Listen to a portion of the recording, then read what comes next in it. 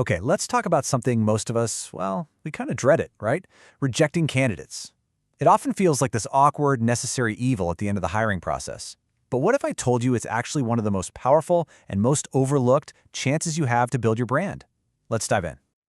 I mean, this is it, right? This is the absolute dream scenario. A candidate gets a no, but instead of feeling crushed, they feel motivated. They're actually eager to reapply down the line. This quote really sets the stage for our goal today, turning that moment of disappointment into a genuine, positive connection. So, how do we get there? Well, here's the game plan. First, we'll nail down exactly what's wrong with the standard rejection. Then, we'll shift our thinking to a value-added mindset.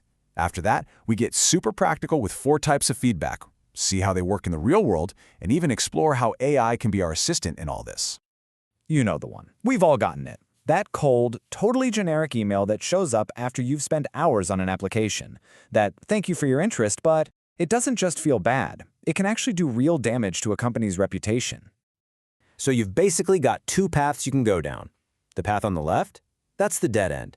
It's impersonal, offers 0 help, and honestly, it creates people who will badmouth your brand.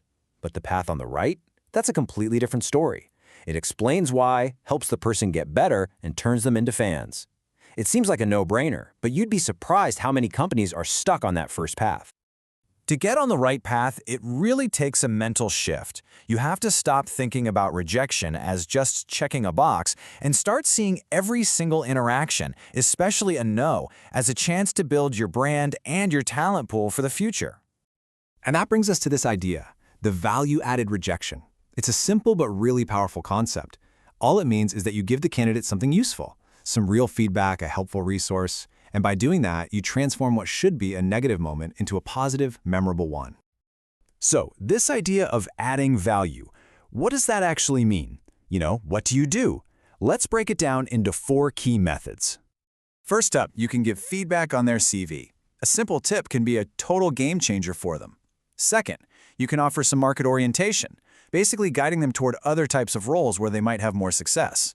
Third, you can suggest specific skills to develop, like a concrete certification is way more helpful than just saying, work on your skills.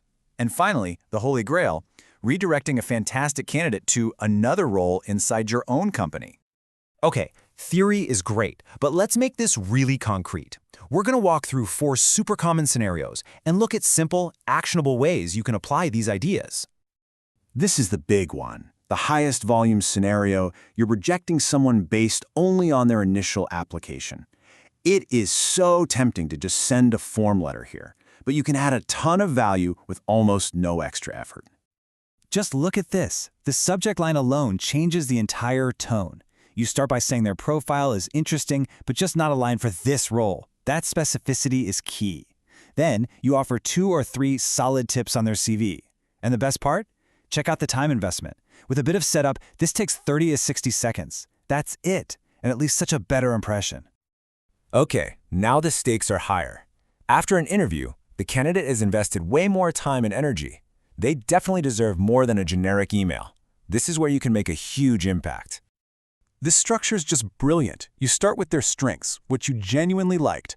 Then you frame the challenges factually. It's not about them being bad, it's about the fit for the role. And finally, you give them something they can act on. And just like that, you've shifted your role. You're not a gatekeeper anymore, you're a coach. That builds a relationship that can last for years. And now, for my favorite scenario, the golden opportunity. You found a great person, but they're just not the right fit for the job they applied for. This isn't really a rejection, it's a redirection.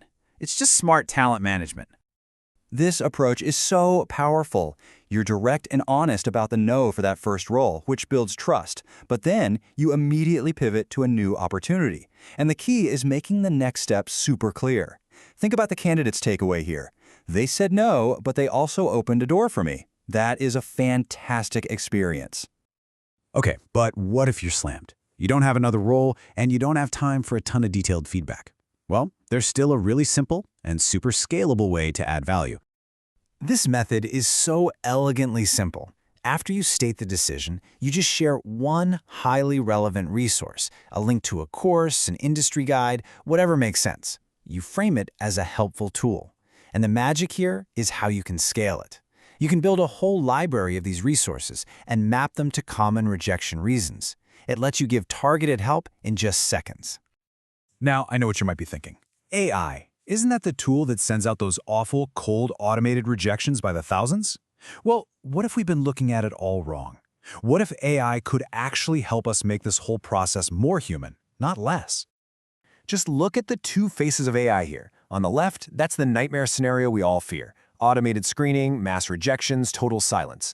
But on the right, that's the potential. That's AI as your helpful assistant. It can analyze gaps, draft that structured feedback for you, suggest those powerful internal moves, and even help manage that resource library we just talked about. The trick is to see this as a partnership. AI is the engine. It does the analysis, it generates a first draft. But the recruiter, that's you. You're the coach. You're the one who guarantees the tone, the respect, and the empathy are all there. AI gives you the data and the suggestions. The human provides the value and the relationship. The final call always belongs to the person. And really, at the end of the day, it all comes down to this. It's not about completely overhauling your entire system tomorrow. It's about recognizing that every single no is a moment that truly matters. Just one thoughtful, helpful interaction can turn a rejected candidate into a fan of your brand for life. So, I'll leave you with this one question to think about. When a candidate gets to the end of your process, do they hit a dead end? Or do you open a doorway for them, even if it's not the one they were expecting to walk through? The answer to that question will define your brand for years to come.